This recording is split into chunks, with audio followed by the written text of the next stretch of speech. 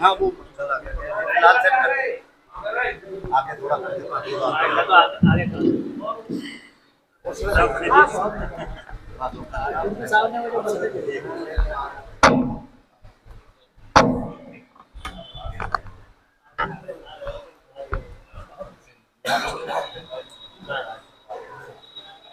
نعرہ تکبیر، نعرہ رسالت، نعرہ حیدری، آواز بلند نعرہ صلوات۔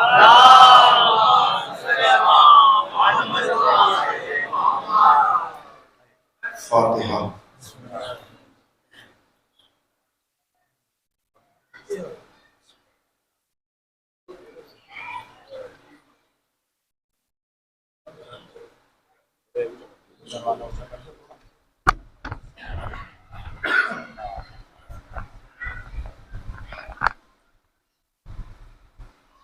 آواز بلند صلوات۔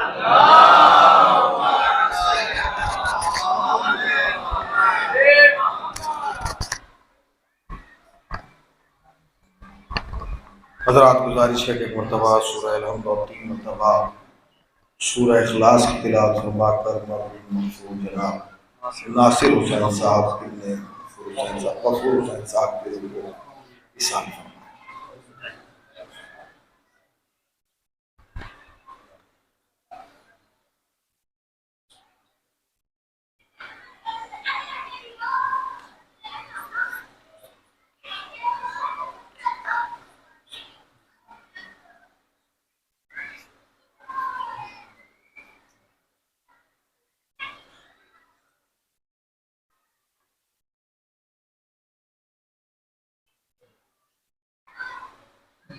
لا حول ولا قوة إلا بالله العلي العظيم۔ أعوذ بالله من الشيطان اللعين الرجيم، بسم الله الرحمن الرحيم۔ الحمد لله الذي ذكره للشرف الذاكرين وشكره فوز للشاكرين وطاعته نجاة للمطيعين۔ الصلاة والسلام على رسول الثقلين محبوب رب المشرقين ورب المغربين ولي الدارين امام القبلتين جد الحسن والحسين ابي القاسم محمد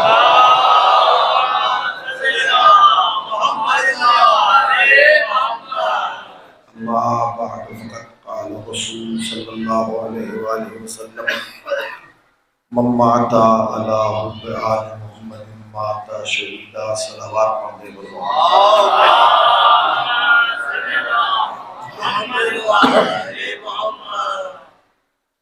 لائق صد احترام علماء کرام اور حاضرین فرش اعضاء، ایک مرحوم کے سال ثواب کے لیے مجلس اعضاء بعنوان مجلس جلوم برپا کی گئی ہے اور ہم اور آپ جمع ہوئے ہیں ان کے اہل خانہ کو تعزیت پیش کرنے کے لیے اور صبر کی تلقین کرنے کے لیے۔ یہی قانون حیات ہے اور یہی اصول زندگی کہ جب ہمارے درمیان سے کوئی مومن یا مومنہ اس دار فانی کو چھوڑ کر اس عالم بقا کی قدم رکھتا ہے تو ہم اس کے ایصال ثواب کے لیے مجلس حسین برپا کرتے ہیں۔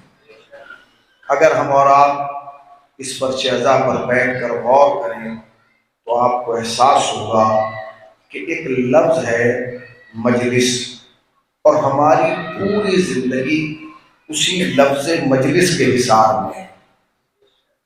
یعنی چاروں طرف سے جس کیفیت سے بھی آپ دیکھیں گے آپ کو اپنی زندگی میں مجلس کے علاوہ کچھ اور نظر نہیں آئے گا۔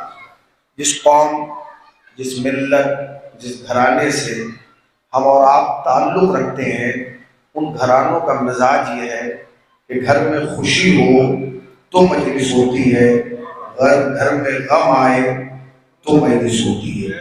بیٹے کے سر پہ صحرا بندھے تو مجلس ہے، جوان کا جنازہ اٹھے تو مجلس ہے، گھر نہیں ہے تو اس کو پانے کے لیے مجلس ہے، خدا نے گھر دے دیا ہے تو شکرانے کے طور پر۔ زندگی کے چاروں طرف سے ایک ہی لفظ ہے، مجلس مجلس مجلس مجلس۔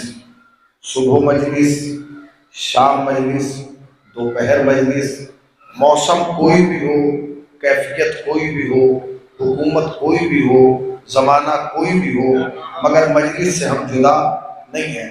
میرے اکابرین، میرے بزرگ، میرے سرپرست علماء کرام یہاں موجود ہیں، اللہ انوار صاحب ہیں اور ہمارے بزرگوار سرپرست ابوذر صاحب یہاں موجود ہیں، ان سے پوچھئے، یہ بیٹھے ہوئے ہیں، میری حوصلہ افزائی کریں گے، آپ ان سے معلوم کیجئے کہ مجلس کی کوئی مذہبی حقیقت نہیں ہے، اس قوم کے علاوہ مجلس کی کوئی اور مذہبی حقیقت نایاب بھائی نہیں ہے۔ اگر آپ دنیائے عرب میں جائیں گے تو آپ کو احساس ہوگا، جو لوگ سعودیہ، دبئی، کویت، شارجہ میں رہتے ہیں وہ بتائیں گے کہ جسے ہماری زبان میں بیٹھک کہا جاتا ہے اسے ان کی زبان میں مجلس کہا جاتا ہے۔ دو ہی تو لفظ ہیں، یا مجلس کہتے ہیں یا دیوانیاں کہتے ہیں۔ اس کا مطلب یہ ہے کہ دنیائے عرب اس چیز کو مجلس کہتی تھی کہ جہاں لوگ بیٹھ جائیں، احباب بیٹھ جائیں، رشتہ دار بیٹھ جائیں، چار دوست بیٹھ کے باتیں کرنے لگیں، چائے پینے لگیں، مذاق کرنے لگیں، اسے مجلس کہا جاتا تھا۔ یہ تو احسان مانیے جناب زینب کا کہ جناب زینب نے اس مجلس کو مذہب کا لبادہ پہنا دیا۔ کربلا سے پہلے مجلس کی کیفیت کچھ اور تھی، کربلا کے بعد مجلس کی کیفیت کچھ اور ہے۔ کربلا سے پہلے جہاں مجمع جمع ہو اسے مجلس کہا جاتا تھا، کربلا کے بعد جہاں حق اور باطل کے درمیان امتیاز پیدا کر دیا جائے اسے مجلس کہا جاتا ہے۔ یہ تو احسان ہے جناب زینب کا کہ جناب زینب جاتے جاتے ہمارے حوالے فرض ادا کر گئی۔ اگر یہ مجلس نہ ہوتی تو ہم دنیا کو پتہ ہی نہ پاتے کہ قاتل کون ہے اور مقتول کون ہے، ظالم کون ہے اور مظلوم کون ہے۔ یہ تو اس مجلس کا احسان ہے کہ ہم دنیا کو بتاتے ہیں کہ سر کٹانے والوں کا خاندان اور ہے، سر کاٹنے والوں کا قبیلہ اور ہے۔ صلوات پڑھنا پر محمد وآل محمد۔ یہ تو احسان ہے جناب زینب سلام اللہ علیہا کا کہ جناب زینب جاتے جاتے ہمارے حوالے اس فرشیزہ کو کر گئی۔ اور یاد رکھیے گا اس فرشیزہ سے بڑی کوئی نہ دانشگاہ ہے نہ یونیورسٹی ہے۔ یہ مجلس بتائے گی کہ حق کیا ہے، باطل کیا ہے۔ یہ مجلس بتائے گی کہ نور کیا ہے، ظلمت کیا ہے۔ یہ مجلسی تو ہے جو دنیا کو بتاتی ہے کہ قاتل اور ہے، مقتول اور ہے، ظالم اور ہے، مظلوم اور ہے۔ اگر یہ مجلس نہ ہوتی تو دنیا کو پتہ ہی نہ چلتا کہ علیہ السلام اور ہے اور رضی اللہ اور ہے۔ آئے میرا لفظ آئے گا ہو گیا۔ یہ مجلسیں ہی ہیں جو بتائیں گی کہ علیہ السلام اور ہے، رضی اللہ اور ہے۔ دیکھیے ہم دونوں کا احترام کرتے ہیں، علیہ السلام کا بھی، رضی اللہ کا بھی، دونوں لائق احترام ہے۔ مگر یاد رکھیے گا ہم سے کوئی جبرن یہ نہ کہلوائے کہ جیسے علیہ السلام ہے ویسے رضی اللہ ہے، نہیں۔ شیعہ قوم کے بچے سے اگر آپ زبردستی زور لگوا کے ایک بار بھی یہ کہلوا دیں علی رضی اللہ میں مذہب بدل دوں گا، اس لیے کہ یہ اسے مجلس نے نہیں ماں نے بتایا ہے کہ تیرا پہلا بھی علیہ السلام ہے، تیرا دوسرا بھی علیہ السلام ہے، تیرا تیسرا بھی علیہ السلام ہے۔ یہ بڑا افسوس کا مقام ہے کہ لوگ ہمارے پلیٹ فارم سے کہہ رہے ہیں کہ جی جیسے رضی اللہ ہے ویسے ہی علیہ السلام ہے، نہیں، دونوں لائق احترام ہے۔ حضور آپ کی موجودگی میں نائب بھائی ایک جملہ کہنا چاہتا ہوں، دونوں لائق احترام ہے، علیہ السلام بھی رضی اللہ بھی، علیہ السلام کا بھی احترام ہوگا، رضی اللہ کا بھی احترام ہوگا، مگر دونوں میں جو بنیادی فرق ہے وہ ذرا برابر کا ہے۔ وہ فرق جانتے کیا ہے؟ وہ فرق یہ ہے کہ جو نبی کے دروازے پہ آ کے سلام کریں وہ سارے رضی اللہ ہیں، جن کے دروازے پر نبی جا کے سلام کرے وہ سارے علیہ السلام ہیں۔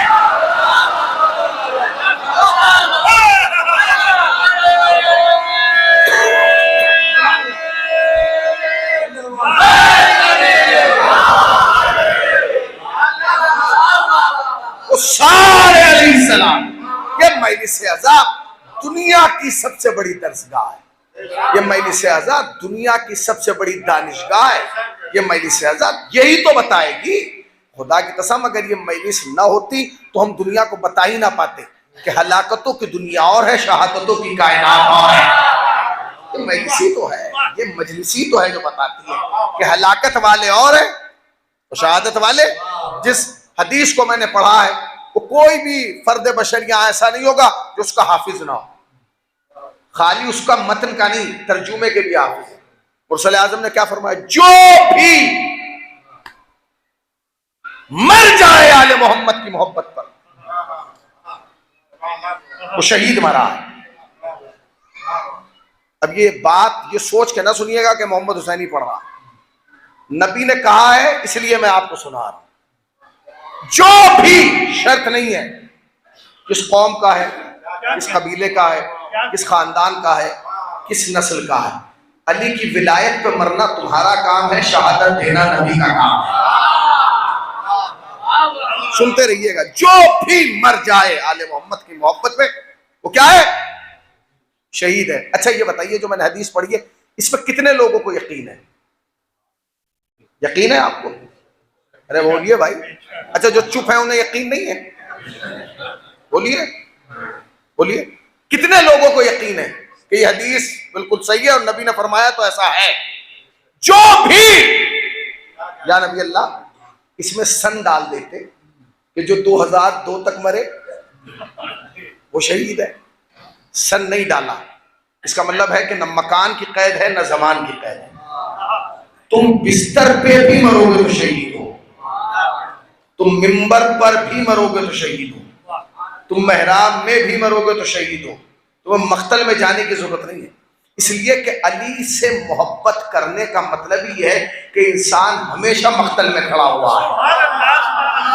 پتہ نہیں کہاں بیٹھے بھائی. علی سے محبت کا تقاضا ہی ہے کہ انسان ہر وقت عالم جنگ میں، حالت جنگ میں اور مقتل میں کھڑا. بس فرق اتنا ہے کہ مقتل میں جب آپ آتے ہیں تو کھلا ہوا دشمن حملہ کرتا ہے، علی کی ولایت کا معاملہ جب آتا ہے وہ چھپا ہوا دشمن حملہ کرتا ہے. سنتے رہیے گا. تو کیا کہ جو بھی مر جائے آل محمد کی محبت پہ وہ کیا ہے؟ شہید ہے. شہید ہے. نبی نے فرمایا کیا؟ شہید ہے.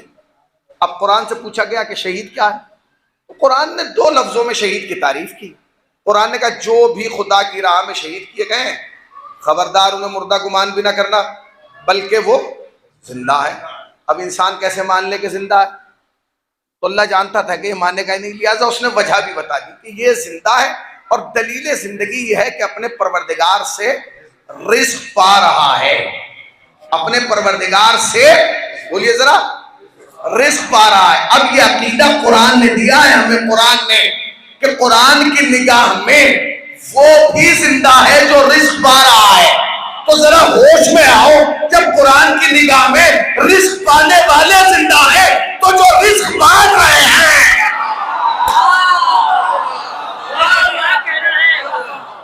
جو رزق بانٹ رہے ہیں، کیا وہ زندہ نہ ہوں گے؟ بھئی ہم نبی نے فرمایا کہ جو بھی مر گیا، میرا عقیدہ ہے میں مروں گا تو میں زندہ رہوں گا. آپ کا عقیدہ ہے، نایا بھائی کا عقیدہ ہے، ہم سب کا عقیدہ ہے. اور جس کا یہ عقیدہ نہ ہو اسے مرنے کا فائدہ ہی نہیں ہے. بس ہمیں اس زندگی سے اچھی وہ موت پیاری ہے، اس لیے کہ اس موت کا پہلا دن ہی دیدار علی سے شروع ہونا ہے. بھائی میرا لفظ چلا گیا، بھائی میرا لفظ چلا گیا. کیا کہنا اس موت کا جس کا آغاز ہی دیدار علی سے ہو رہا؟ تو اس زندگی سے تو بہتر وہ موت ہے جس کا آغاز ہی. تو نبی نے کیا فرمایا؟ جو بھی مر گیا آل محمد کی محبت کو شہید ہے. اور قرآن نے کیا کہا؟ جو شہید ہے وہ زندہ ہے. دلیل یہ کہ رزق پا رہا. ٹھیک ہے جی.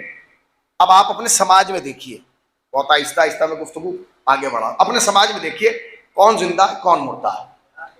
ایک صاحب کا انتقال ہو گیا، اعلان ہو گیا شکوہ آباد میں کہ فلاں صاحب کا انتقال ہو گیا. اس نے کہا انتقال ہو گیا؟ یہاں تو مر گئے. دوسرے صاحب نے کہا کیسے مریں گے؟ ابھی تو مولوی تقریر کر کے گیا ہے. اس نے کہا نہیں تقریر وقریر چھوڑیے، تقریریں اور ہوتی ہیں، حقیقتیں اور ہوتی ہیں. کہہ کے گئے نا، ہاں ہوگا، کتابوں میں ہوگا، روایت میں ہوگا، زندہ نہیں ہے. چلیے بیٹھ گئے. اچھا اب جیسے پہنچے تو دو طبقے ہو گئے، ایک وہ کہہ رہا تھا کہ زندہ ہے، ایک وہ یہ کہہ رہا تھا کہ مردہ ہے۔ جب زیادہ بحث ہونے لگی تو ایک صاحب نے کہا ایسا کیجیے، لڑنے کی ضرورت نہیں، ڈاکٹر کو بلا لیجیے، ڈاکٹر فیصلہ کرے گا کہ زندہ ہے کہ مردہ ہے۔ ڈاکٹر کو بلایا گیا، اس نے نبض پہ ہاتھ رکھا، بعد میں کہا بھائی مر گئے۔ اس نے کہا نہیں مولانا ڈاکٹر صاحب دقت سے چیک کیجیے، کیونکہ مولوی صاحب مجلس میں پڑھ کے گئے کہ یہ مر نہیں سکتا ہے، زندہ۔ اس نے کہا چلو اگر مولوی کہہ کے گیا تو اس کی بات پہ عمل کریے۔ اس نے سوٹ کیس کھولا، کان میں آلہ لگایا، تھوڑی دیر دل پہ رکھا اور دل پہ رکھ کے ہٹا کے کہنے لگا میری نہیں مانتے، اب اس آلہ کی مان لو، اب تو یہ بھی کہہ رہا ہے کہ یہ مردہ ہے۔ بس جیسے کہا نا آلہ کہہ رہا ہے کہ مردہ ہے، وہیں کسی مولائی نے ان کے کہا ڈاکٹر کیسے مان لے، اس لیے کہ تیرا آلہ کہہ رہا ہے کہ یہ مر گیا، میرا مولا کہہ رہا ہے کہ زندہ ہے۔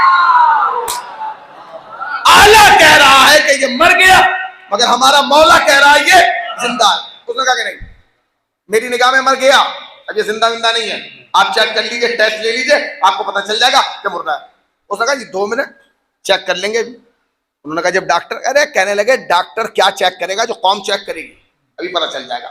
وہ لیٹے ہوئے تھے، اچھا جہاں جنازہ رکھا ہوا تھا بغل ہی میں ایک گلاس اور ایک جگ پانی سے بھرا ہوا تھا، ایک صاحب کھڑے ہوئے کہنے لگے بھائی میں پیاسا ہوں ذرا پانی دے دو۔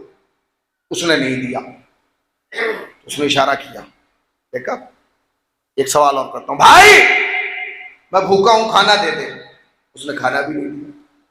تیسرے صاحب نے کہا اے بھائی مسجد میں ذرا رنگ ہو رہا ہے کچھ چندہ دے دو، اس نے کہا نہیں۔ چوتھے صاحب آگے بڑھے، اس نے کہا امام بارگاہ بن رہا ہے رسید کٹا دو، تو جواب ہی نہیں۔ پانچواں آگے بڑھا، اس نے کہا اے سنو تمہارے بھائی پہ حملہ ہو گیا، وہ نہیں اٹھا۔ تو قوم نے آگے بڑھ کے کنفرم کیا کہ اب یہ مردہ ہے، اب ڈاکٹر کہے یا کوئی بھی کہے کیونکہ مردہ ہے۔ اگر یہ زندہ ہوتا تو پیاسے کو پانی پلاتا، بھوکے کو کھانا کھلاتا، مسجد پہ چندہ دیتا، عزاخانے کی مدد کو آگے بڑھتا، اور کسی کی مدد کو نہ آتا اپنے سگوں کے لیے تو اٹھتا۔ اس کا مطلب یہ ہے کہ سماج اسے مردہ کرتا ہے، اسے مردہ کہتا ہے جو بھوکے کو کھانا نہ کھلا سکے، پیاسے کو پانی نہ پلا سکے۔ اب ہر انسان پر واجب ہے کہ وہ پڑوسی کو نہ دیکھے، اپنے گریبان کو کھول کے دیکھے اور چیک کرے آیا وہ زندہ ہے کہ مردہ ہے۔ بولو نا یہ جو کرونا آیا ہے نایاب بھائی، کرونا تو آ کے چلا گیا مگر سماج کو یہ بتا گیا کہ محلے میں کتنے زندہ ہیں، کتنے مردہ ہیں۔ اس لیے کہ ہمیں کرونا کے جانے کے بعد پتا چلا کہ جنہیں ہم زندہ سمجھ رہے تھے وہ مردہ تھے، جنہیں مردہ سمجھ رہے تھے وہ زندہ تھے۔ اس لیے کہ مدد، اس کا مطلب یہ ہے کہ سماج اسے زندہ سمجھتا ہے جو دے، جو دے۔ اگر آپ دے رہے ہیں تو زندہ ہیں، نہیں دے سکتے تو آپ، اگر آپ کے اندر عطا کی طاقت ہے تو آپ زندہ۔ نبی نے فرمایا تم زندہ ہو تو اب کنفرم کیسے ہوگا؟ یا تو نبی کی حدیث کو کہو کہ یہ نہیں ہے صحیح، یا پھر یہ مانو کہ تم مردہ ہو، پھر کیسے چیک کیا جائے گا؟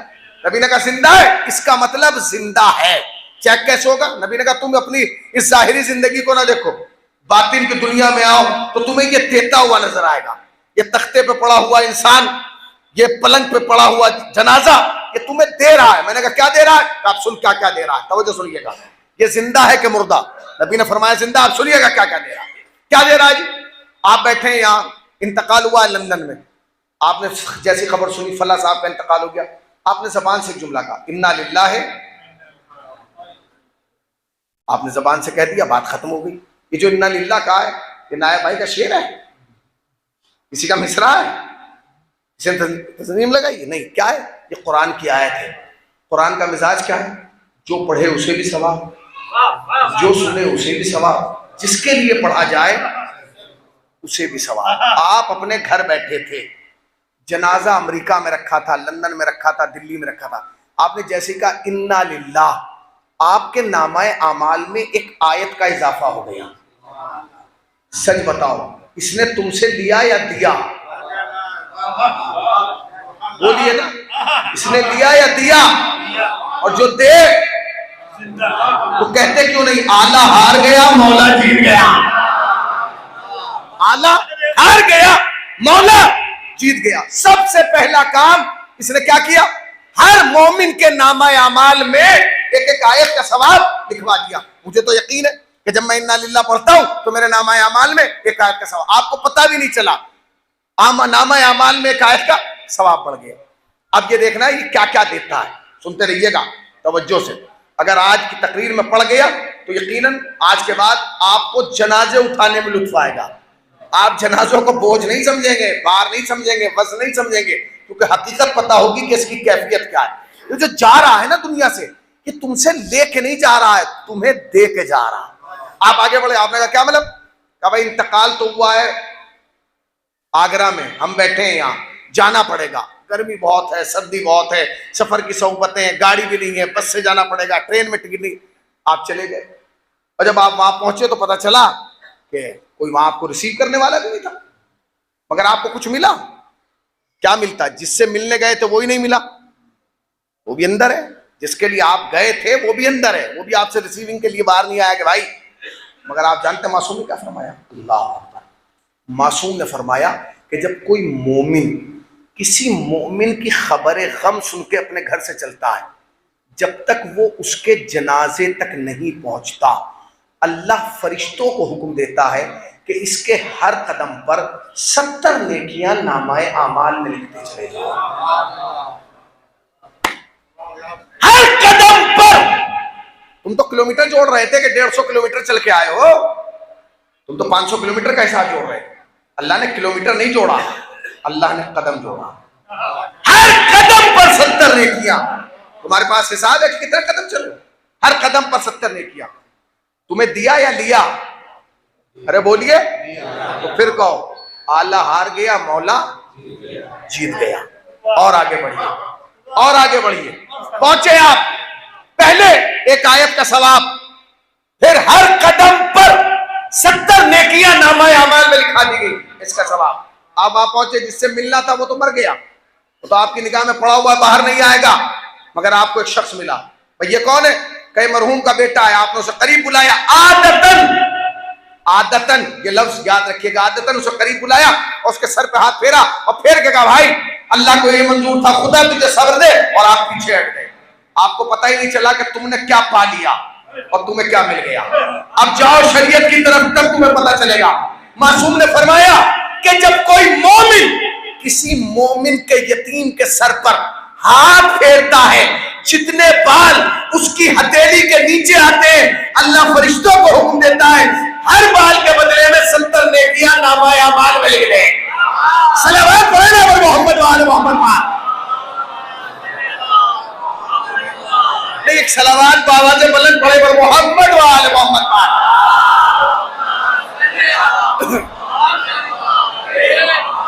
توجہ سنیے گا, سب سے پہلے ایک آیت کا ثواب, اس کے بعد ہر قدم پر 70 نیکیوں کا ثواب, اس کے بعد ہر بال کے بدلے میں.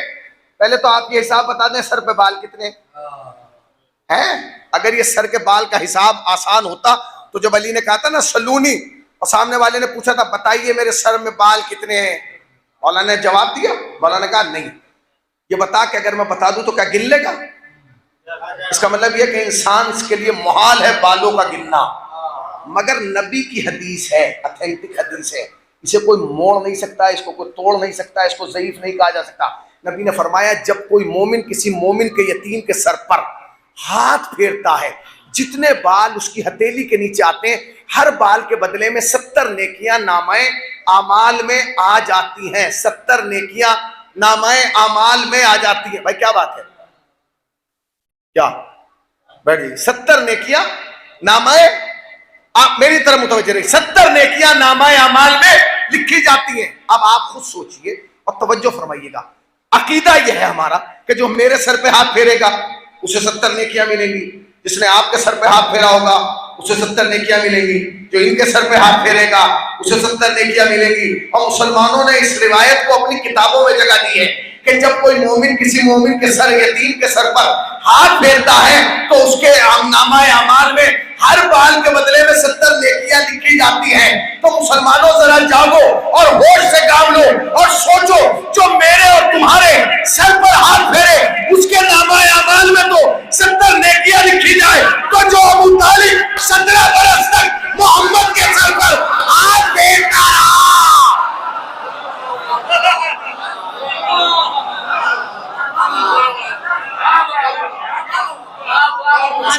نہ منہ کا؟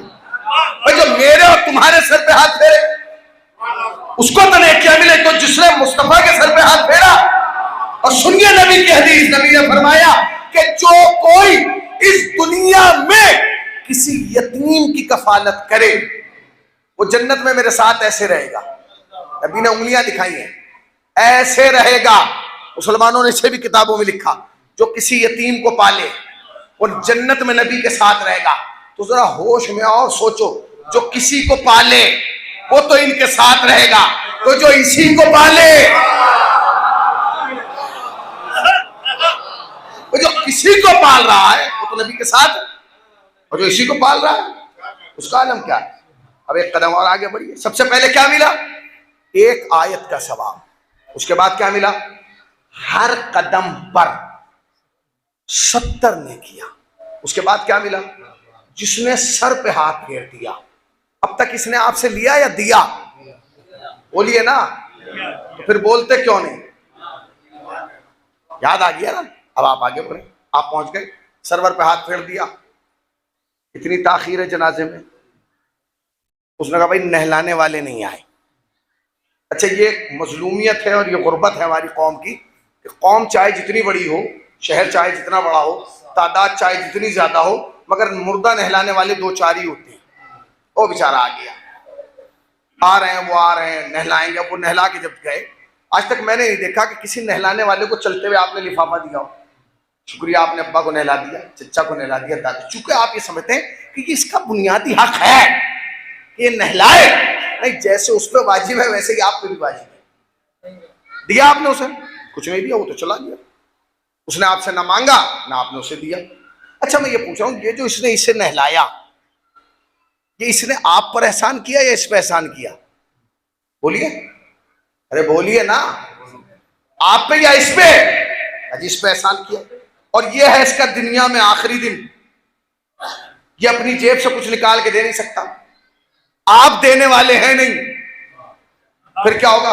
اللہ یہ چاہتا نہیں کہ یہ آخری دن کسی کا احسان لے کے میری بارگاہ میں آئے. ارے نہیں پہنچے. اللہ یہ چاہتا نہیں کہ میرا بندہ آخری دن کسی کا احسان لے کے آئے نہیں. تو تم دو گے اپنی اوقات کی حیثیت سے، وہ دے گا اپنے اختیار کی حیثیت سے. اب معصوم نے جو ارشاد فرمایا وہ سن لیجئے اور متوجہ ہو جائیے. معصوم فرماتے ہیں جب کوئی مومن کسی مومن کو غسل دلاتا ہے تو اللہ فرشتوں کو حکم دیتا ہے کہ جتنا پانی اس کے غسل میں خرچ ہوا ہے، ہر پانی کے قطرے کے بدلے میں 70 نیکیاں نامہ اعمال میں لکھ دے. اللہ اکبر. ہر قطرے کے بدلے میں. آپ نے غور ہی نہیں کیا. اللہ کے حساب میں اور تمہارے حساب میں جانتے کتنا فرق ہے؟ تم جوڑتے ہو کلومیٹر، اللہ جوڑ رہا ہے قدم. تم جو گنتے ہو سر، اللہ گن رہا ہے بال. تم گنتے ہو بالٹیاں، اللہ گن رہا ہے قطرے. اس لیے کہ اس نے قسم کھائی ہے قرآن میں اور اعلان کیا ہے کہ جو کوئی ذرہ برابر خیر کرے گا اسے جزا دوں گا، جو ذرہ برابر شر کرے گا اسے سزا دوں گا. آپ آگے بڑھیے. مل گیا اسے، چلا گیا. وہ تم نے نہیں دیا، یہ اس نے دیا. اب تک یہ دے رہا ہے، آپ سے لے نہیں رہا. کیا ہوا کہ جو کفن کاٹنے والے تھوڑی دیر سے آئے، ابھی کفن کٹ رہا ہے، وہ کفن کاٹ کے بھی چلا گیا. آپ نے کچھ دیا اسے؟ نہیں، آپ نے اسے کچھ نہیں دیا. نہ کفن کاٹنے والے کو دیا، نہ غسل دینے والے کو دیا. مگر پھر وہی بات، یہ اس کی زندگی کا آخری لباس ہے. اب اس لباس کے بعد اسے کوئی لباس نہیں ملے گا. یہ آخری لباس ہے. سچ بتاؤ، اگر تم اپنے لیے شادی کے لیے سوٹ سلواتے ہو، شیروانی کی قیمت کتنی ہوتی ہے؟ نایا بھائی، جو مجلس پڑھنے کے لیے شیروانی ہوتی ہے وہ سلتی ہے 3000 میں، اور جو شادی کے لیے ہوتی ہے اس کا ریٹ ہے 25000، جبکہ وہ ایک دن پہنو گے. کمال ہے، جو لباس ایک دن پہنو گے اس کے لیے اتنی قیمت، اور جو کفن پہن کے زندگی بھر کے لیے جا رہا ہے، اب اس کے بعد کوئی لباس پہنا ہی نہیں جائے گا. اسے کیا دیا؟ کچھ بھی نہیں. اب اگر یہ بغیر قیمت دیے یہ کفن پہن کے اس کی بارگاہ میں چلا جائے، زندگی بھر اس کا مقروض رہے گا. تم نے تو کچھ دیا نہیں، وہ کچھ دینے کی کنڈیشن میں نہیں. اللہ کو یہ پسند نہیں کہ احسان لے کے وہاں آئے. تم دو گی اپنی اوقات کے اعتبار سے، وہ دے گا اپنے اختیار کے حساب سے.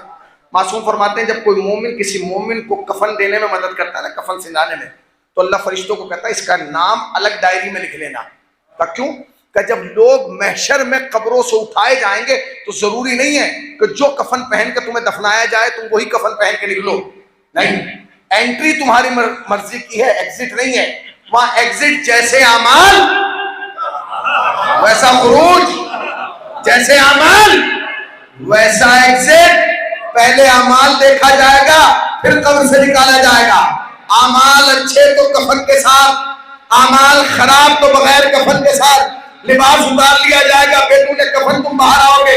مگر اللہ نے فرشتے کو کیا کہا؟ جب کوئی مومن کسی مومن کو کفن دے تو اس کا نام الگ لکھ لینا. کا کیوں؟ کہ جب قبروں سے لوگ اٹھائے جائیں چاہے تو جیسے اٹھے مگر یہ بغیر لباس کے لیے نہ اٹھے. کا کیوں؟ کہ اس لیے کہ مجھے شرم آتی ہے کہ یہ بندہ ہو کے میرے بندے کو کفن دے رہا ہے اور میں خدا ہو کے اس سے لباس چھین لو. یہ بندہ ہو کے بندے کو لباس دے رہا ہے اور میں خدا ہوں کہ اس سے لباس. لہٰذا اسے کیا دو. اچھا ایک کفن کا معاملہ بھی مولانا بہت سخت ہے. اس کفن کاٹنے پہ لوگ کٹ گئے، مر گئے، قتل عام ہو گیا.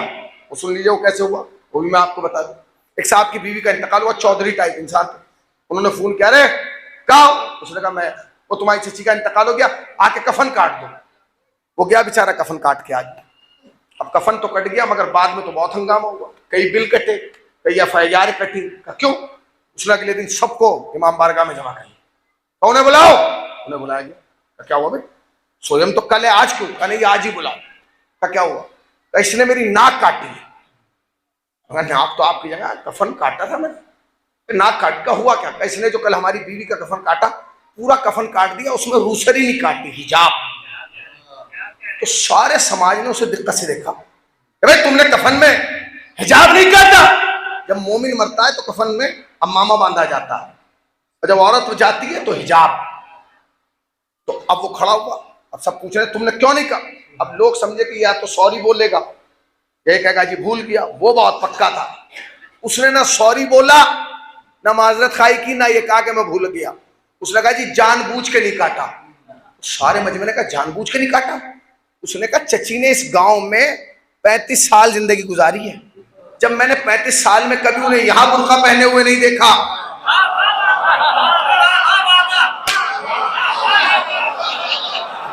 اب خاموش وہی ہوگا آدمی جہاں پانی جا رہا ہے. میں تو اپنا کام کر گیا. جب چچی نے 35 سال میں یہاں برقع نہیں پہنا، میں تو سوچا وہاں پہن کے کیا کرے گی. اس نے کہا یہاں کی دنیا اور ہے، وہاں کی دنیا اور ہے. اس کا مطلب یہ کہ حجاب کی مخالفت نہ کرو، اس لیے کہ آخرت کا سایہ جو ہے وہ حجاب ہی ہے.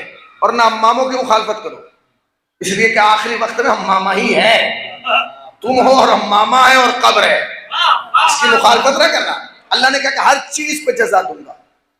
تم نے ایک آیت کا ثواب پایا، ہر قدم پہ 70 نیکیوں کا ثواب پایا، ہر بال کے بدلے میں 70 نیکیوں کا ثواب پایا.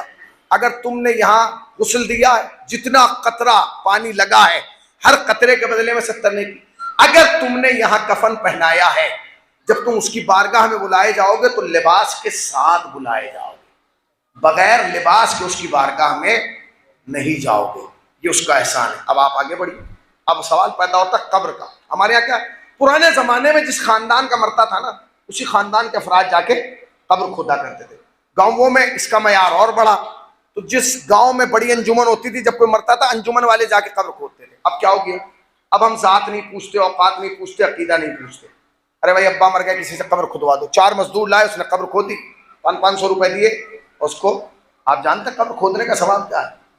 اگر تم نے قبر کھودنے کا ثواب سن لیا تو کبھی رشتہ داروں کی قبریں جو ہیں وہ تم JCB سے نہیں کھدواؤ گے. سنو گے؟ اللہ کہتا ہے جب کوئی مومن کسی مومن کی یہاں قبر کھودتا نا تو اللہ فرشتوں سے کہتا ہے کہ اسے آخرت میں مکان ضرور دینا جنت میں. کیوں؟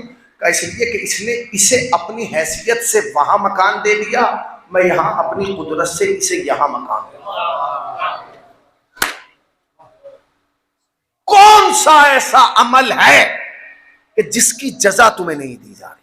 تو جزا کوئی چیز ہے بغیر جزا کے؟ ہم یہ سمجھ رہے کہ یہ ہم سے لے رہا ہے، ہم سے ٹائم. نہ غسل دے دیا گیا، غسل دینے والے کو جزا، کفن پہنانے والے کو جزا، حج ہو گئی، قبر کھودنے والے کو بھی جزا ہے۔ جنازہ تیار ہو گیا، جنازہ اٹھ رہا ہے، آؤ، شریعت نے سماج کو بلایا، آؤ اسے کاندھا دو۔ سچ بتاؤ، اگر شریعت سماج کو کاندھے کے لیے نہ بلاتی کیا یہ قبر تک نہ پہنچتا؟ پوتے اٹھا کے دادا کو قبر تک پہنچا دیتے، نواسے اٹھا کے نانا کو قبر تک پہنچا دیتے، بھانجے ماموں کو قبر تک پہنچا دیتے، باپ بیٹے کو قبر تک پہنچاتا، مگر یہ تو پہنچ جاتا نا۔ مگر پھر سماج کو کیوں کہا سب آئے اور سب کاندھا دیں؟ اور کاندھے کا بھی یہ نہیں کہا کہ ایک کاندھا کھا لیجیے، نہیں، شریعت نے شرط رکھی پہلے اس کاندھے پہ رکھو پھر اس کاندھے پہ رکھو۔ شریعت میں کوئی چیز بھی بے وجہ نہیں ہے، اس لیے کہ یہ شیعوں کی شریعت بے وقوفوں کی شریعت نہیں ہے، یہ اپولا کی شریعت ہے۔ اس میں جو چیز رکھی گئی ہے اس کے پیچھے کوئی نہ کوئی ریزن اور کوئی نہ کوئی سبب ہے۔ شریعت نے کیا کہا؟ جب جنازہ نکلے آگے بڑھو۔ ہمارے یہاں کیا ہوتا ہے، پہلے تو کاندھا ہی نہیں دیتے، ارے بس آ گئے، اب ہم اسے کاندھا بھی دیں، اور اگر دے دیا یہ والا تو یہ نہیں دیتے اور یہ دے دیا، کیونکہ اسے پتہ ہی نہیں ہے کہ سسٹم کیا ہے۔ جب کاندھا دینا ہے تو یوں کی طرح دینا ہے، یوں، یہاں سے شروع ہونا ہے اور یہاں نکل جانا ہے۔ جنازہ یہاں رکھیں گے 2 مرتبہ، پھر یہاں سے نکل جائیں گے۔ کیوں؟ معصوم سے پوچھا گیا، مولا یہ کاندھے میں سارے سماج کو کیوں جوڑا گیا؟ یہ کاندھے میں یہ اس طریقے سے کیوں رکھا گیا کہ تھوڑی دیر جنازہ یہاں رکھا جائے، تھوڑی دیر جنازہ یہاں رکھا جائے؟ امام نے فرمایا اس لیے کہ یہ تمہاری نگاہ میں کاندھے ہیں، یہ کاندھے نہیں ہیں، یہ 2 پوسٹیں ہیں، 2 منصب ہیں۔ اللہ نے یہاں اپنے 2 نمائندے بٹھائے ہیں، ایک یہاں ایک یہاں۔ یہاں والے کا کام ہے اچھائی لکھنا، یہاں والے کا کام ہے برائی لکھنا۔ جب تم خیر کرتے ہو تو یہ لکھتا ہے، جب تم مسجد میں جاتے ہو تو یہ لکھتا ہے، جب قرآن کی تلاوت کرتے ہو تو یہ لکھتا ہے، جب باپ کا احترام کرتے ہو تو یہ لکھتا ہے، جب بھائی کے ساتھ وفا کرتے ہو تو یہ لکھتا ہے، جب عالم دین کا احترام کرتے ہو تو یہ لکھتا ہے، جب سماج کی مدد کے لیے اٹھتے ہو تو یہ لکھتا ہے۔ مگر جب غیبت کرتے ہو تو یہ، حسد کرتے ہو تو یہ، عناد کرتے ہو تو یہ، وقت کھاتے ہو تو یہ، علماء کی بے احترامی کرتے ہو تو یہ، رمضان میں روزہ نہ رکھ کے چوراہے پہ کھاتے ہو تو یہ، جماعت کے وقت باتیں ملاتے ہو تو یہ۔ کہ مولا پھر اس کا فلسفہ کیا ہے؟ سن، فلسفہ یہ ہے کہ جب کوئی مومن کسی مومن کا جنازہ اٹھا کے اس کاندھے پہ رکھتا ہے تو فرشتہ لکھنا شروع کرتا ہے، اتنی دور چلا، اتنے قدم چلا، اتنا وزن برداشت کیا، دھوپ کی شدت اتنی تھی، سردی اتنی تھی، اتنی صعوبتیں برداشت کی، اتنی دیر اس نے کاندھے کو پہ اس کے جنازے کو رکھا، یہ جزا لکھ رہا۔ مگر جیسے ہی وہ گھوم کے یہاں آیا اور اس نے یہاں جنازے پہ کاندھا رکھا، یہاں، تو یہ فرشتہ بیٹھا، قدرت دیکھ رہی ہے، وہ بیٹھا، اب حکم ہوتا ہے لکھ۔ پروردگار لکھوں کیا؟ یہ کچھ برائی کرے گا تو لکھوں گا نا، یہ کسی کو گالی دے گا تو برائی لکھوں گا نا، غیبت کروں گا تو لکھوں گا۔ اللہ کہتا ہے اگر لکھ نہیں سکتا تو خالی نہ بیٹھ۔ کہا تو پھر کروں کیا؟ کہ جب تک اس کا جنازہ اس کے اس کاندھے پہ ہے نا، خالی نہ بیٹھ، اگر لکھ نہیں سکتا تو جو اب تک لکھا ہے وہ مٹانا شروع کر دے۔ مجلس تو ہو گئی اسی لفظ میں، تم جنازوں کا بوجھ نہ سمجھنا، یہ مطلب سمجھنا کہ ہم نے احسان کیا ہے، یہ اس کا احسان ہے کہ اس نے تمہیں اپنا کاندھا دینے کا موقع دیا۔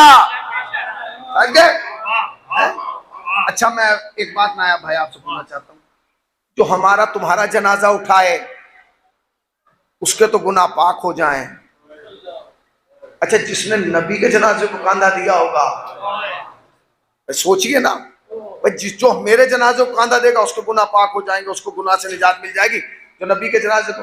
اب بہت سارے لوگ ایسے تھے جو نبی کے جنازے میں بھی نہیں آئے، تو آپ کیا سمجھ رہے ہیں، خود نہیں آئے یا قدرت نے آنے نہیں دیا؟ قدرت نے آنے نہیں دیا، کیونکہ قدرت چاہتی تھی کہ دنیا کا گناہ معاف کیا جائے، ان کے گناہ معاف نہ کیا جائے۔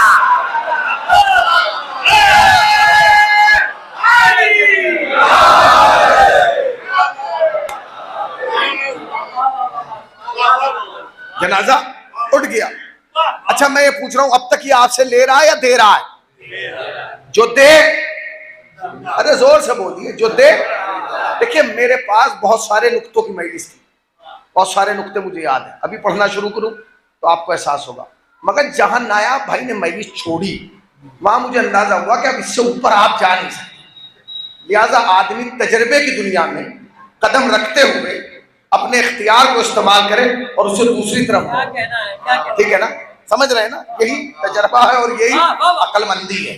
کیونکہ اگر میں ذرا سی بھی اس میں عقل مندی لگاتا اپنی کہ نہیں داد لوں گا، نہیں، آپ لے کے جائیے، آپ لے کے جائیے، اس لیے کہ پہلے فضائل آل محمد پڑھے جا رہے تھے، اب تعلیم آل محمد پڑھی جا رہی ہے۔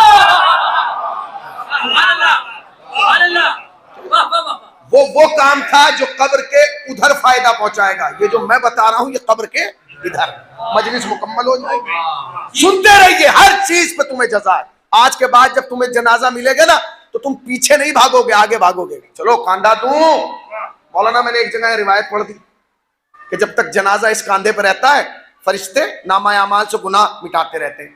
ایک ہفتے کے اندر ایک انتقال ہو گیا، شام کو میرے پاس فون آیا کہ مولانا یہ کیا پڑھ کیا، کہنے لگے یہ ہمارے محلے میں ایک آدمی تھا، ٹھیک ٹھاک نہیں تھا، وہ آیا اور اس نے جو جنازہ یہاں سے رکھا گھر سے قبرستان تک چھوڑا نہیں۔ میں نے کہا تو، کہنے لگے جن کو نہیں پتا تھا اسے بھی پتا چل گیا کہ پورے محلے میں سب سے خطرناک یہی تھا۔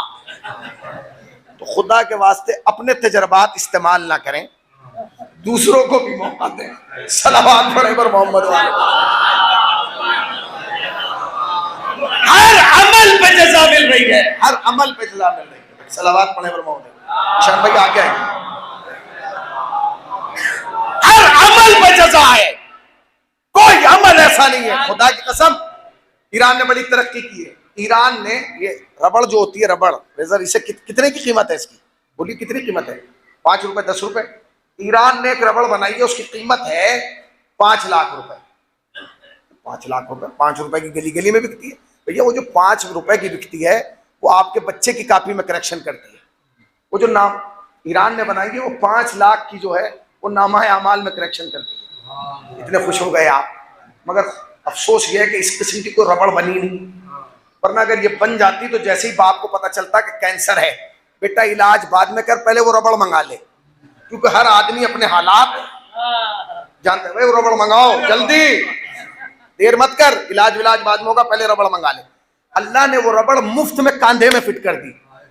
جنازے کو کاندھا دینا تمہارا کام ہے، نامہ اعمال کو درست کرنا خدا کا کام ہے۔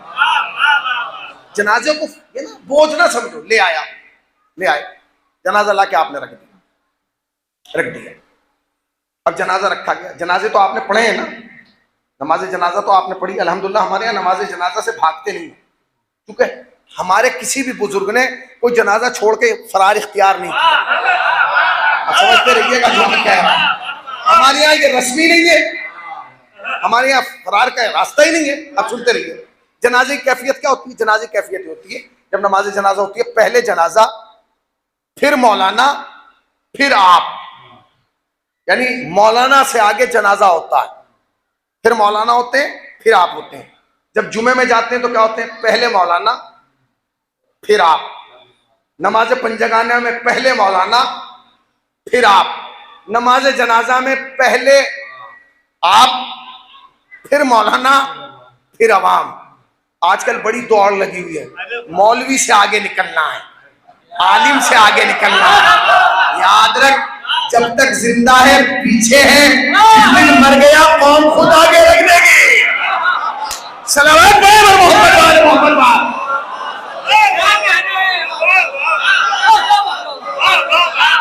جس دن مر گیا قوم خود اٹھا کے آگے رکھے گی نہیں، بولیے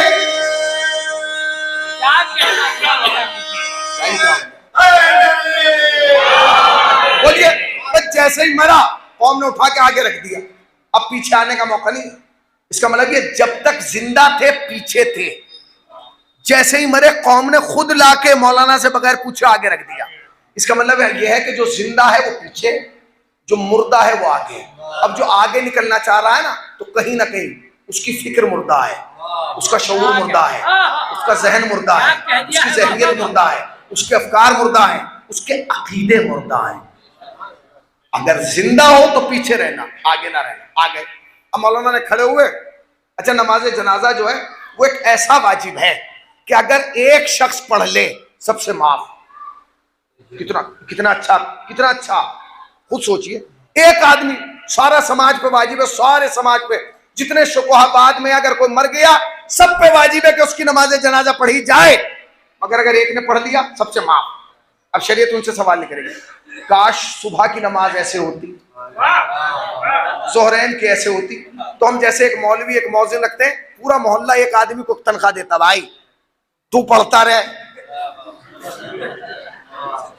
سوچئے، خود سوچئے کتنا اچھا ہوتا، ایک پڑھ لے سب سے معاف، ایک آدمی تو پڑھتا رہے بس ہم تجھے تنخواہ دیتے رہیں گے۔ اگر وہ 50,000 روپے بھی مانگتا نا تو ساری قوم چندہ جمع کر کے اسے دے، یہ پڑھے گا ہم بچیں گے، مگر شریعت نے کہا نہیں نہ، بس یہ ایک۔ اچھا اس پہ ایک بھی پڑھے تو معاف، ایک نے پڑھا کیوں؟ اب آیت اللہ محسن قراتی لکھتے ہیں چونکہ یہ اس کا اس دنیا میں آخری دن ہے، نماز جنازہ میں 5 تکبیریں ہیں، 5 تکبیریں، وہ ذکر چاہے لمبا کر دیں چاہے چھوٹا، تکبیریں 5 ہی رہیں۔ آیت اللہ محسن قراتی سے پوچھا گیا یہ کیوں ہے کہ سب سے معاف کر دی گئی، ایک نے پڑھ دی تو کہا چونکہ یہ اس کا اس دنیا میں آخری دن ہے، یہ خود خدا کی بارگاہ میں کھڑا ہو کے نہیں کہہ سکتا اللہ اکبر، لہٰذا اس کے جنازے پہ کوئی دوسرا کھڑا ہو کے 5 بار کہے اللہ اکبر اللہ اکبر۔ اسی لیے کہا جاتا ہے کہ نماز پڑھو اس سے پہلے کہ تمہاری پڑھی جائے، اس سے پہلے کہ تمہاری پڑھی جائے۔ اب آپ نے نماز پڑھی، اب جب نماز پڑھ رہے ہیں آپ تو جو چوتھی تکبیر اور 5ویں تکبیر کے بیچ کا جملہ ہے اس میں جملہ ہے، وہ جملہ عجیب و غریب ہے۔ وہ جملہ کیا ہے؟ پروردگار میں کچھ نہیں جانتا، بس یہ جانتا ہوں کہ یہ کیا تھا، اللہم انا لا نعلم منہ الا خیرہ، ہم کچھ نہیں جانتے بس یہ خیر پہ تھا۔ اس جملے کی پاور سمجھیے، اس جملے کے لیے علماء اور عرفاء لکھتے ہیں کہ اگر کسی مومن کے جنازے پر 40 آدمی کھڑے ہو کے کہتے ہیں ہم کچھ نہیں جانتے، یہ جانتے ہیں کہ یہ خیر پہ تھا، اللہ فرشتوں سے کہتا ہے دفتر بند کرو، دفتر بند کرو، اسے کلین چٹ دو۔ کمال ہے، کیوں بھائی 40 آدمی، ٹھیک ہے 40 آدمی کہتے ہیں خیر پہ تھا، اللہ کہتا ہے دفتر بند کرو، اسے کلین چٹ دے دو، یہ چلا جائے گا۔ کیوں پروردگار کلین چٹ کیوں دلا رہا ہے؟ کہا اس لیے کیونکہ زندگی تو اس نے ان کے ساتھ گزاری ہے، فراڈ ان کے ساتھ کیا ہے، چیٹنگ ان کے ساتھ کی ہے، دھوکہ ان کے ساتھ کیا ہے، گھر ان کا قبض آیا ہے، پلاٹ ان کا قبض آیا ہے۔ جب یہ سب کچھ برداشت کر کے بھول گئے، جب یہ سب کچھ برداشت کر کے بھول گئے تو میں تو ستار العیوب ہوں، عیبوں کو چھپانا میرا کام ہے، جیسے یہ بھول گئے ویسے تم بھی بھول جاؤ، اسے جانے دو۔ اب یہ بتائیے کہ ایک جنازے میں نارملی کتنے آدمی ہوتے ہیں؟ کم سے کم 200، 40 پہ کلین چٹ مل گئی، اس کا مطلب 160 فالتو تھے۔ اب آپ نے جنازے پہ کھڑو کے کہا یہ خیر پہ تھا، اسے تو کلین چٹ مل گئی، وہ تو نکل گیا، بچے 160۔ جنازہ دفنا کے آئے، پارکنگ میں بات کر رہے ہیں تو بہت اچھا ہوا مر گیا، درد سر تھا، پوری قوم کو اس نے تباہ کیا ہوا تھا، بہت اچھا ہوا مر گیا۔ اب میں یہ پوچھ رہا ہوں یہ جو آپ یہاں تبصرہ فرما رہے ہیں اس کی آپ کو سزا ملے گی یا جزا؟ بولیے سزا کیوں ملے گی؟ وہ تو چلا گیا۔ سزا اس لیے ملے گی کیونکہ جب آپ نے گواہی دی تھی تو یہ نہیں کہا تھا بیٹے تیرا ابا خیر پہ تھا، پوتے تیرا دادا خیر پہ تھا، بھانجے تیرا ماموں خیر پہ تھا، نواسے تیرا نانا خیر پہ تھا۔ آپ نے کہا تھا خدا تیرا بندہ خیر پہ تھا، خدا تیرا بندہ خیر پہ تھا، خدا تیرا بندہ خیر پہ تھا۔ اور خدا کو جب یہ برداشت نہیں کہ کوئی بندہ بندے کو دھوکہ دے، وہ یہ کیسے برداشت کرے گا کہ کوئی بندہ خدا کو دھوکہ دے؟ اس کا مطلب یہ ہے کہ یہ عہد کیجئے کہ جس پر مٹی ڈال دی جو مر گیا اس پہ کوئی تبصرہ نہ ہو، اس کو اچھائیوں سے یاد کیا جائے، اسے خیر سے یاد کیا جائے، اس لیے کہ یہ تبصرہ آپ کو تباہ کر دے گا۔ اب مرنے کے بعد آپ تبصرے کریں جی ایسا تھا مر گیا، بھائی جبھی کہنا تھا نا، جبھی کہنا تھا۔ میں زندہ شاہد ہوں مولوی صاحب، حضرت آیت اللہ وحید خراسانی ایک صاحب کی نماز جنازہ پڑھانے کے لیے آئے، انہوں نے ساری نماز جنازہ پڑھائی، یہ جملہ نہیں کہا۔ بعد میں لوگوں نے ان سے پوچھا کہ آپ نے یہ جملہ کیوں نہیں کہا؟ کہنے لگے میں نے جب سے جانتا تھا جب سے قم میں تھے، تو آگے جانتا ہی نہیں تھا، ختم ہو گئی بات۔ تو جو احتیاط کا عمل کرتے ہیں یہاں تک کرتے ہیں، ہم تو سب کی گواہی دے دیتے ہیں، تو بھیا جب سب کی گواہی دے رہے ہو تو پھر صبر کا مادہ رکھو۔ اب وہ کچھ بھی کر کے گیا ہے، اب اللہ کا معاملہ اور اس کا، اب آپ اس پہ تبصرہ نہ کریں۔ ہو گیا نماز جنازہ، قبر میں رکھ دیجئے، رکھ دیا آپ نے، مٹی ڈال دیجئے، ڈال دیا آپ نے, مٹی ڈال کے آ جائیے. کہا جی نہیں, ابھی بھی کام نہیں ہے.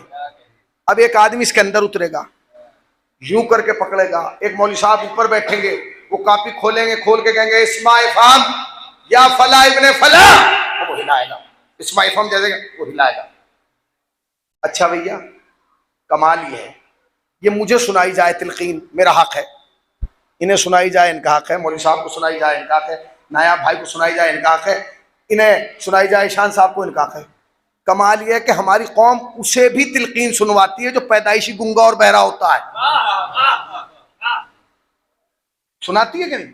آج تک کوئی آدمی ایسا نہیں ملا ہوگا کہ کوئی گنگا بہرا مر گیا اور مولوی صاحب اسے تلقین سنا رہے ہو اور وہاں جا کے کہتے ہیں کیا کر رہے ہیں, تو پیدائشی گنگا بہرا تھا. مگر اسے بھی سنایا جاتا ہے. کیوں سنایا جاتا ہے؟ اس لیے کیونکہ قوم کا ہر آدمی یہ بات جانتا ہے کہ جو یہاں نہیں سنتا نا وہ وہاں سنتا ہے.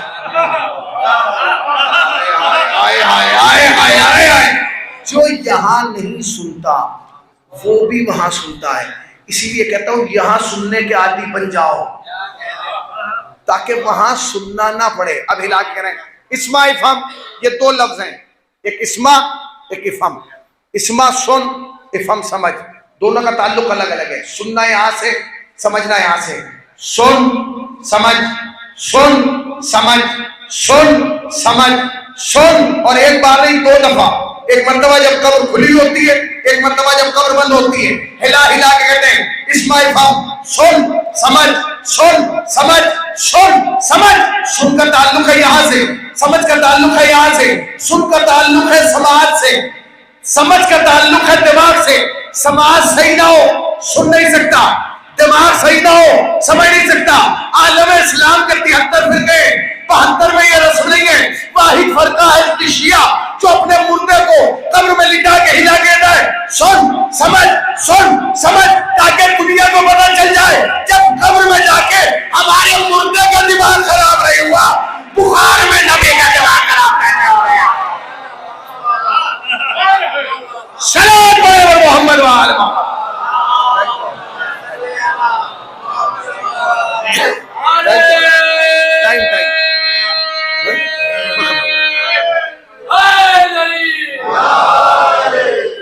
سن سمجھ, سن سمجھ. سنا رہے ہیں سمجھا رہے ہیں. سنا کیا رہے ہیں؟ کوئی نئی چیز تو سناؤ اسے, اور کوئی نئی چیز سمجھاؤ. وہی سنا رہے ہیں جو اس کی ماں کی آگوش سے اسے سنایا گیا. تیرا اللہ یہ ہے, رسول یہ ہے, اہل بیت یہ ہیں, تیرا پہلا یہ ہے, دوسرا یہ ہے, تیسرا یہ ہے. وہ نئی چیز سنائی جاتی ہے؟ اس کے علاوہ کچھ سنایا جاتا ہے؟ یہی تو بتایا جاتا ہے. قبر میں آپ کو لٹا کے یہی تو سنایا جاتا ہے. اچھا کمال یہ کہ جو مجلس میں سنایا جاتا ہے وہ قبر میں سنایا جاتا ہے. مجلس میں بھی یہ بتایا جاتا ہے تیرا پہلا یہ, تیرا دوسرا یہ, تیرا تیسرا یہ, تیرا چوتھا یہ, تیرا پانچواں یہ, تیرا چھٹا یہ, تیرا ساتواں یہ, تیرا آٹھواں یہ, تیرا آخری یہ.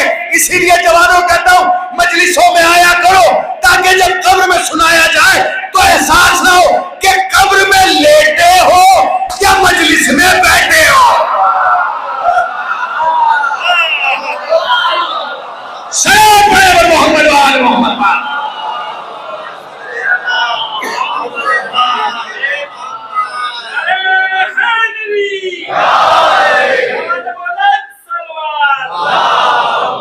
ہر چیز پہ جزا ہے, ہر چیز پہ جزا ہے, ہر چیز پہ. اب ہو گیا, تختے رکھ دیے, لگا دو ایک مزدور, لگاؤ, اکیلا وہ مٹی ڈال دے گا. قوم کے ہاتھ کیوں گندے کرائے جا رہے ہیں؟ کیوں؟ شریعت بے وقوفوں کے لیے نہیں ہے. شریعت یہ چاہتی ہے کہ اس کا جو آخری مکان بن رہا ہے اس میں سب کا تعاون ہو, تاکہ تمہیں احساس ہو کہ جس خدا کو یہ نہیں پتا کہ اس دنیا کا وہ آخری مکان اکیلا بنائے, وہ یہ چاہے گا کہ اس کی سماج کی دنیا کو وہ تنہا کھڑا کرے. نہیں, وہ چاہتا ہے کہ جب ایک انسان اس سماج میں آنکھیں کھولے تو اس کی زندگی میں ہر انسان کا تعاون ہو. یہی قوم ہے, یہی خانوادگی ہے, یہی اصول ہیں, یہی ضوابط ہیں اور یہی قانون ہے. بن گیا, ہر آدمی نے آ کے مٹی دی. اچھا کمال یہ ہے مولوی صاحب کہ شیعوں کا بچہ لاکھوں کی تعداد میں مٹی دیتا پکڑا جاتا ہے. آپ دیکھ لیجئے, آپ کھڑے ہو کسی کی میت پہ اور دیکھتے رہیے, جیسے ہی آپ کا والا ہے فوراً کہے ہمارا. بلا تو وہ لگائے ہوئے نہیں ہے, اس نے کالی شرٹ بھی نہیں پہنی, اس نے زنجیر بھی ہاتھ میں لی نہیں ہے, اس کے ہاتھ میں علم بھی نہیں ہے, تم نے کیسے پکڑ لیا؟ لاکھوں کا مجمع, سب مٹی دے رہے ہیں, کہنے کہ سب نے دی ہے یوں, اس نے دی ہے. شریعت نے مٹی کے طریقے میں بھی دنیا کو اور رکھا, تمہیں اور رکھا, تاکہ دنیا کو پتہ چل جائے جب تک زندہ رہتے ہیں ہاتھ یوں چلتا ہے, جب قبر میں جاتے ہیں ہاتھ یوں چلتا ہے. شریعت کے تقاضے اصول. ہو گئی مٹی, دے دی گئی مٹی, مٹی دے دی گئی. اب شریعت نے کیا کہا, اس پہ پانی ڈالو, اب چلے جائے گا, نہیں رکو, آستین چڑھاؤ, بیٹھو, 7 دفعہ 11 دفعہ یا 21 دفعہ ان انزل نہ پڑھو. میں آپ سے پوچھ رہا ہوں, پڑھی لکھی قوم ہے, میں بھائی کھڑے ہو کے پڑھیں ثواب نہ ملے گا, بیٹھ کے پڑھیں ثواب نہ ملے گا, یوں نہ کر کے پڑھیں اللہ نہ کرے ثواب نہیں ملے گا. ثواب تو ملے گا نا, کھڑے ہو کے پڑھ دو, بیٹھ کے پڑھ دو, لیٹ کے پڑھ دو, ثواب تو مل رہا. پھر شریعت کا یہ قانون کیا ہے, انگلی گاڑو, انگلی گاڑ کے پڑھو, اور ایک جگہ نہیں بار بار. میں نے ایک صاحب سے پوچھا, انہوں نے بڑا فلسفانہ جواب دیا, کہنے لگے مولانا ہم تو چلے جاتے ہیں, قبرستان میں جانور آ جاتے ہیں. میں نے کہا تو پھر جب وہ قبر پہ آئیں گے تو ان نشانوں کو دیکھ کے سمجھیں گے ہم سے پہلے بھی یہاں آئے ہیں. میں نے کہا اس کا مطلب ہم جانور ہیں اپنے. یہ ہے جہالت. مولا فرماتے ہیں جب انسان کسی چیز کو نہیں جانتا وہ جاہل ہو جاتا ہے. ہمیں پتہ ہی نہیں, بچپن سے انگلی رکھ کے, آپ خود بتائیے کس کو پتا ہے, وہ انگلی رکھے, ابا پڑھتے تھے, دادا ابے کیوں پڑھتے تھے یہ تو پتا, زبردستی پڑھتے تھے, کنڈلی میں آیا ہے لکھ کے. قانون شریعت کا قانون ہے, کیوں؟ تاکہ انسان اپنی قدر کو پہچانے. انگلی گاڑی آپ نے نہ پڑھی, الگ الگ. شریعت کا قانون کیا ہے؟ شریعت کا قانون یہ معصوم فرماتے ہیں کہ جب تک کسی قبر پر مومن کی انگلی کے نشان باقی رہتے ہیں اس قبر پر عذاب نہیں آتا. اللہ اکبر. انگلی کس کی ہے؟ محمد حسینی کی. گناہ میں کر رہا ہوں, جھوٹ میں کر رہا ہوں, غیبت میں کر رہا ہوں, مگر اللہ نے پھر بھی میری انگلی میں کوئی تاثیر ایسی رکھی ہے کہ جب تک انگلی کا نشان باقی رہے گا. آپ اپنے گریبان کو جھانکے, آپ کی انگلی گناہ سے روک سکتی ہے, آپ کی انگلی عذاب کو روک سکتی ہے, فشار کو, مگر نہیں. اگر آپ نے مومن کی قبر پر انگلی کا نشان چھوڑ دیا, جب تک انگلی کا نشان باقی ہے تب تک صاحب قبر پر عذاب نہیں آئے گا. یہ ہے فلسفہ. اب اس سے آگے کی کوڑی سن لیجئے تاکہ آپ متوجہ ہو جائیں. ہمارا عقیدہ نہیں, شریعت کا تقاضا یہ ہے کہ جب تک انگلی کا نشان مومن کی باقی رہے گا تب تک صاحب قبر پر عذاب نہیں آئے گا. تو ذرا آنکھیں کھول کے دیکھو اور دماغ کھول کے سوچو کہ جس قبر پر مومن کی انگلی کے نشان آ جائے جب اس پہ عذاب نہیں آتا تو جس قبر میں خود جناب امیر آ جائے.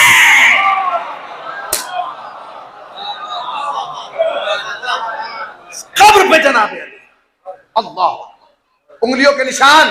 اس کا مطلب یہ کہ کوئی جوہر ہمارے اندر ایسا ہے جو ہمارے گناہوں کو اس پر اثر انداز ہونے نہیں جائے دے رہا, اور اس جوہر کا نام ہے ولایت.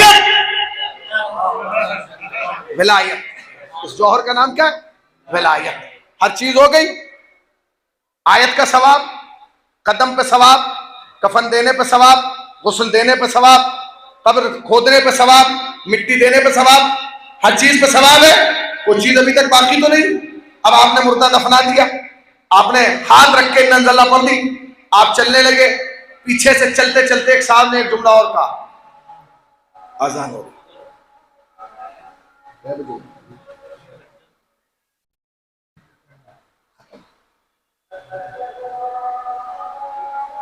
یہاں رک نہیں سکتا ورنہ بات ہو گئی.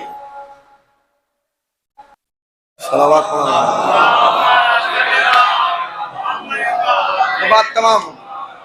بات تمام. آخری بات, اور میں بھی مصائب کی طرف جا رہا ہوں. اب آپ نے دفن کر دیا, انگلیاں رکھ دی, فارغ ہو گئے, ہاتھ دھوئے, چل دی. پیچھے سے ایک صاحب نے بآواز بلند کہا, حضرات گزارش یہ ہے کہ نماز مغربین کے درمیان 2 رکعت نماز وحشت پڑھی ہے.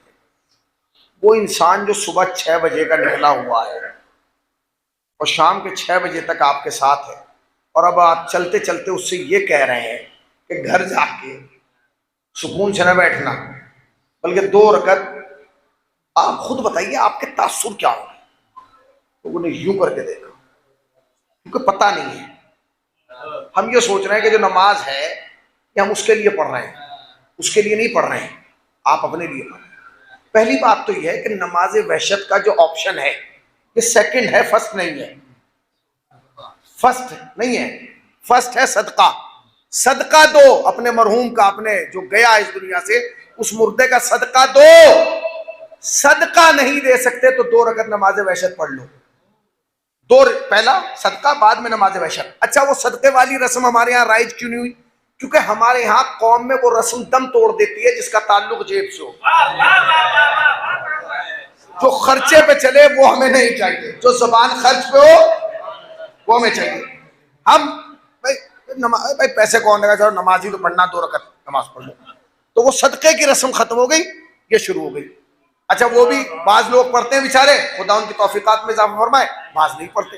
اچھا بعض سے کیوں نہیں پڑھتے؟ اس لیے نہیں پڑھتے کہ بھائی تھک لیے ہیں، اب نہیں پڑھیں گے، اب بخشا جائے نہ بخشا جائے ہمیں کیا لینا، اب گھر آ گئے۔ اچھا وہاں تو یہ سب عمل اس لیے کیا، اس کے رشتہ دار دیکھ رہے ہیں نا، کندھا نہیں دیں گے، بیٹا دیکھ رہا ہے، چچا دیکھ رہا ہے، بھتیجا دیکھ رہا ہے، یہاں کون دیکھ رہا ہے؟ بیوی دیکھ رہی ہے، وہ یہ بتا نہیں پائے گی، مگر تمہیں یہ پتہ ہی نہیں کہ یہاں دیکھ کون رہا ہے۔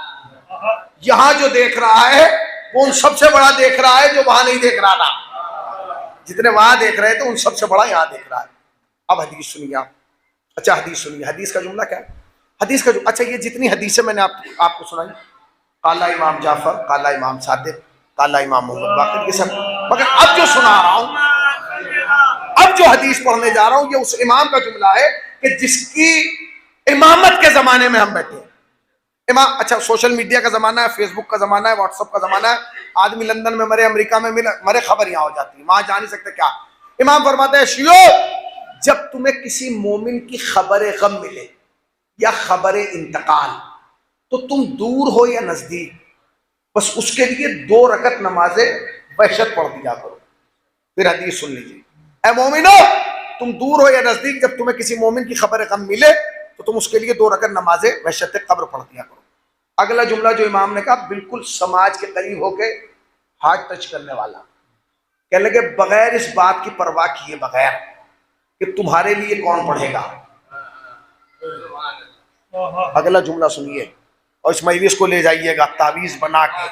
اگر آج کے بعد کسی نے بھی ایک عمل پہ عمل کر لیا، آپ یقین جانیں میرے لیے بھی توشہ آخرت ہے اور مرحوم کے لیے بھی توشہ آخرت ہے۔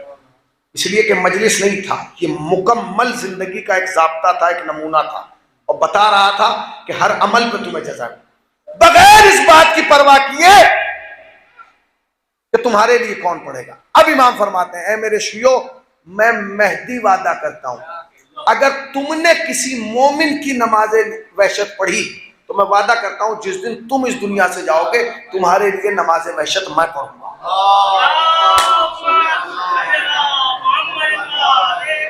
اللہ اکبر، اللہ۔ امام فرماتے کون چاہتا ہے، کون نہیں چاہتا اس مجمع کے اندر کوئی ہے ایک آدمی جو کہتے ہیں میں نہیں پڑھواؤں گا امام زمانہ سے اپنی نماز وحشت ہے؟ مول صاحب ایک قافلہ یہاں سے چلا گیا نجف زیارت میں، انہوں نے کہا جی جب یہاں آئے آیت اللہ سیستانی سے ملاقات ضرور کریں گے۔ ملاقات کا وقت لیا، قافلے میں ایک صاحب تھے، جس دن ملاقات کا ٹائم ملا تیسرے دن، اس دن صبح میں ان کے ابا کا انتقال ہو گیا۔ وہ رونے لگے، تڑپنے لگے۔ جب تڑپنے لگے لوگوں نے کہا بھائی سب 4:30 بجے شام میں آقا سیستانی سے ملاقات۔ تو سیستانی صاحب کے پاس گئے تو آقا نے سب کو بٹھایا، سب کی پذیرائی کی، چائے پلایا کو، وہ بیچارے یوں کی بیٹھے۔ آقا نے پوچھا یہ کیوں غم زدہ؟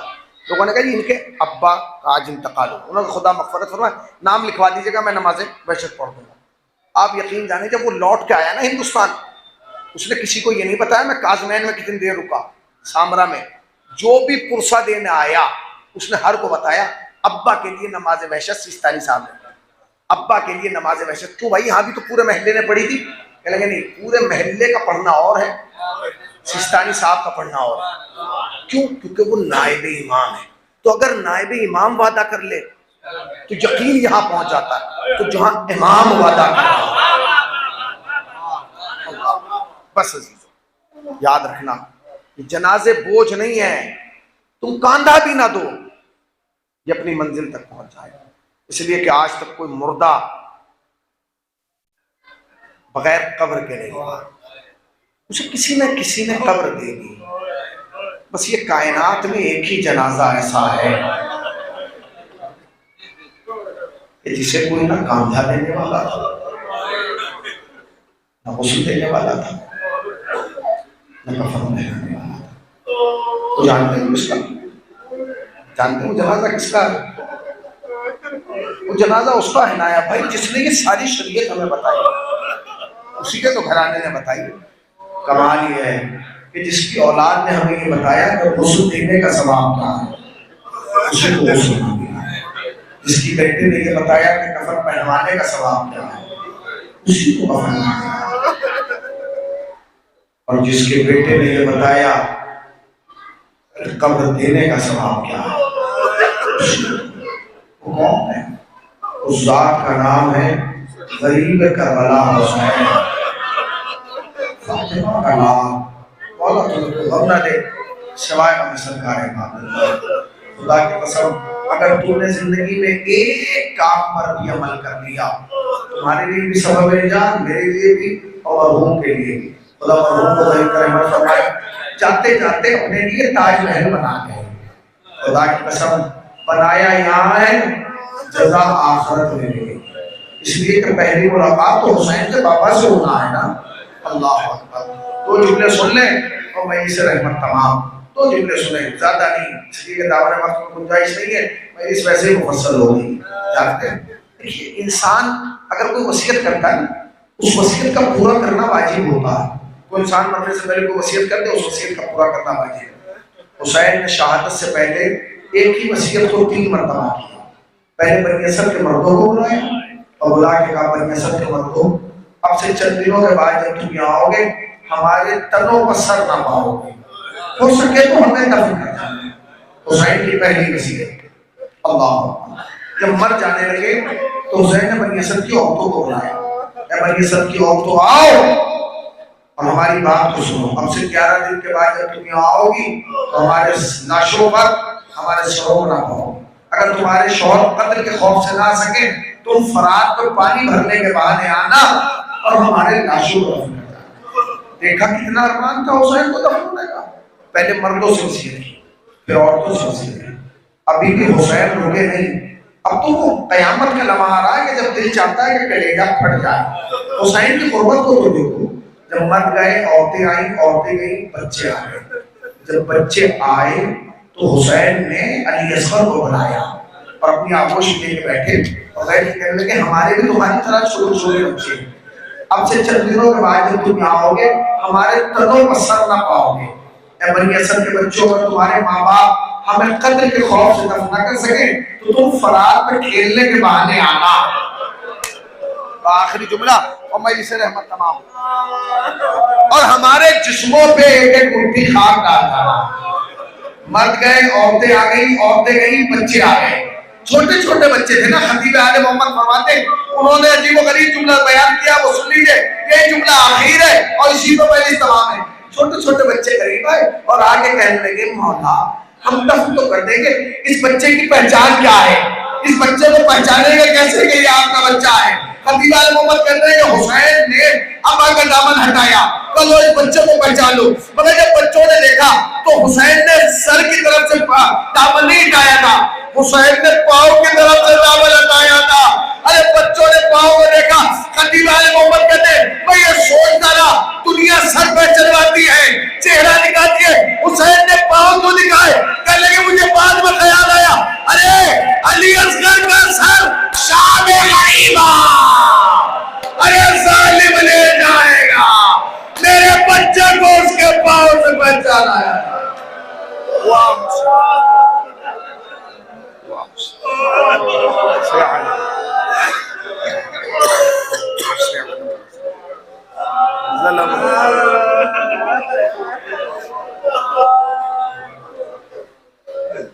پروردگار تو واسطہ محمد علی محمد کا ہماری مختصر دلیل سے بات قبول فرما، سبب نجات تو شاہ آخرت قرار دے، اس مرحوم کے سارے ثواب کے لیے مجلس سے برپا کیجیے، فشار قبر تنہائی قبر خلوت قبر سے محفوظ فرما، درجات کو بلند سے بلندر فرما، جوار معصومین میں جگہ رحمت فرما۔ میرے اللہ حاضرین مجلس کو سال کے اندر زیارت کربلا معلیٰ سے مشاہدہ، میرے اللہ جو ایک بار جا چکا اس کو بار بنا لے۔